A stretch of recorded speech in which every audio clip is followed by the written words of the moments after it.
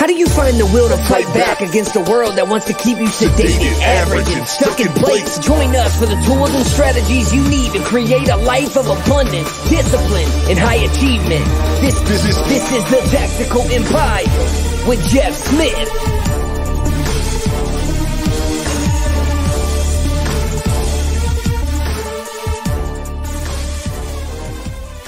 Hey guys, welcome to the Tactical Empire. This is Doug Mitchell, and we're back with another best of episode, highlighting some of the most powerful insights from April 2024. In this first clip, we're talking about the importance of partnerships in business.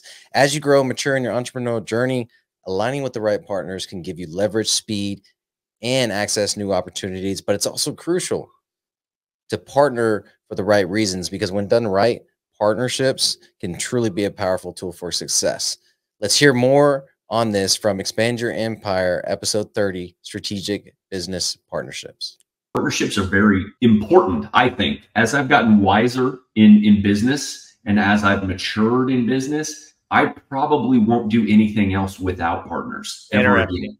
Just because of I understand the leverage and the speed and the strategy behind doing it. And as long as you guys are synergistically aligned in like what you're trying to create, so the vision is shared by everybody and everybody understands, and then everybody has strategic skill set to add value. So the people that bring on partners because they're scared of doing it alone, or it's lonely, or they're looking for someone to pass the blame to when things go wrong, those are the wrong reasons. Partnerships can be super fucking valuable and powerful if done right. All right, moving on to another critical topic that a lot of entrepreneurs face: investing in real estate versus starting a business. Here's the thing that I didn't know in my 20s. You don't have to figure out everything on your own, not only from a coaching or mentor side of things, but there are businesses set up to help you start a fucking business, and it doesn't have to be from scratch. You can start years ahead of all of us other dudes and women that started from scratch and didn't know anything from our left and right hand and didn't know how to even wipe our ass inside of our businesses. All right, guys, you don't have to figure it all out by yourself. This was something I wish I knew in my 20s. And in this next episode, the guys talk about this. And it's huge because things like franchises can give you a proven model to print cash. And then you mix that with real estate, you mix it with your own business that you currently have. Then we're talking about creating more streams of what most investors like to call semi-passive income. So you jump on a meeting here and there, you visit the store here and there, but for the most part, these should be things that will eventually generate passive income along with your active income.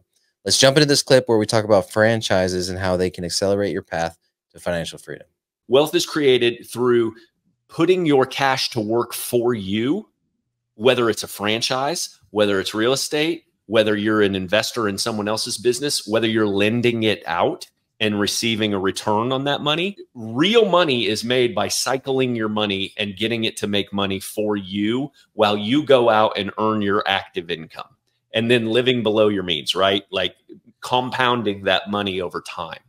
And franchises are an excellent way to do it. All right, next up, we're going to jump into a conversation with Jonathan Welch, a good friend of mine that went from cop to real estate entrepreneur.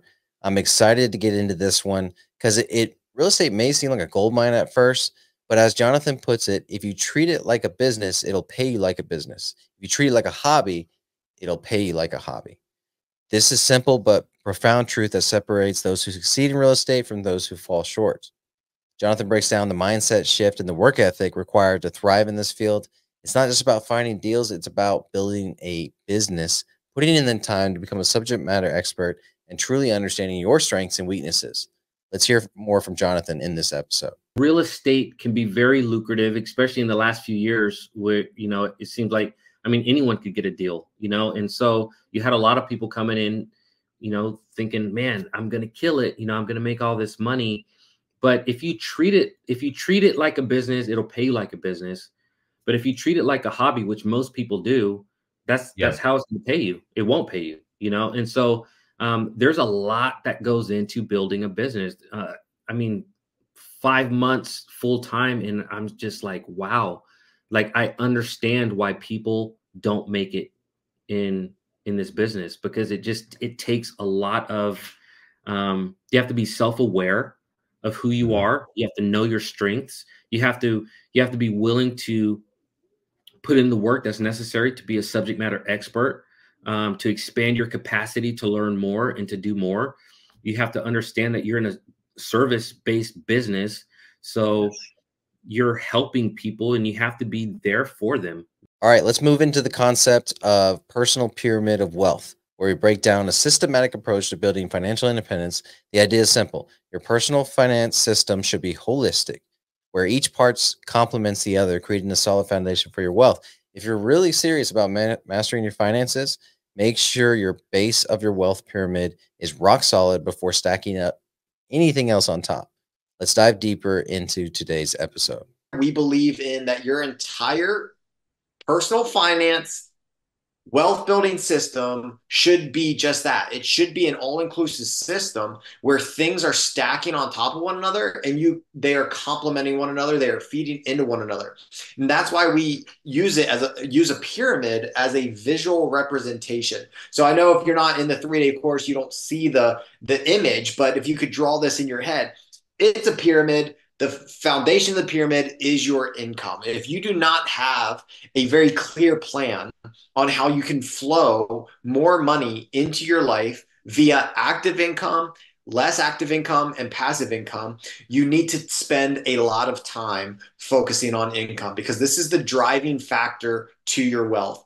All other things created equal. All right, next we're talking about the importance of reflection and goal setting, especially as we move into the next quarter. I mean, you've got to get crystal clear on what you actually want before you can manifest it into reality, right? Or even work towards it. Because it's hard to reverse engineer the life that you want when you've never spent any time thinking about like what you want that life to be. And I think that that's where most people miss the mark, because with technology and everything we've got right now, we're inundated with all these inputs where it's easy to just get carried away with the like day-to-day cycle of Groundhog Day, because like before you know it, you're hit with 5,000 fires every day and you just wake up to do it all over again. And I think that's where most people lose themselves with regards to like what they truly want to be doing, what they want to be experiencing. Like you just have this tendency to do the next thing that you're perceived you're supposed to do. Most people do, right? All right, so you've gotten crystal clear on what you actually want, and you've started working towards it or manifesting it into reality. It's impossible to reverse engineer the life that you want if you've never spent time thinking about what it should look like. Moving to the last episode, let's zero in on what it really means to be a leader and accomplish that life. Leader is not a title. You know, or just because you have a title, you're not a leader. I mean, we can all point to the movies that show the office boss who's an absolute dick. And it's like, I would never put myself in a situation to work for someone like that. I would be out real quick. But you just look at the word like leader. In order to be a leader, number one, you have to be going in a direction that other people want to go. That doesn't make you the leader, but whatever you're striving for, if you were imagining, again, thinking about actually leading other people, I get the whole premise of leading oneself. All right, guys, that wraps up today's episode. Leadership isn't a title or a position. It's a way of being. If you take one thing away from this, let it be this. True leadership begins with leading yourself. Only then can you inspire and guide others to greatness. Thanks for tuning in today. Make sure to subscribe, leave a review, and share this episode. Until next time, keep expanding your empire and your leadership.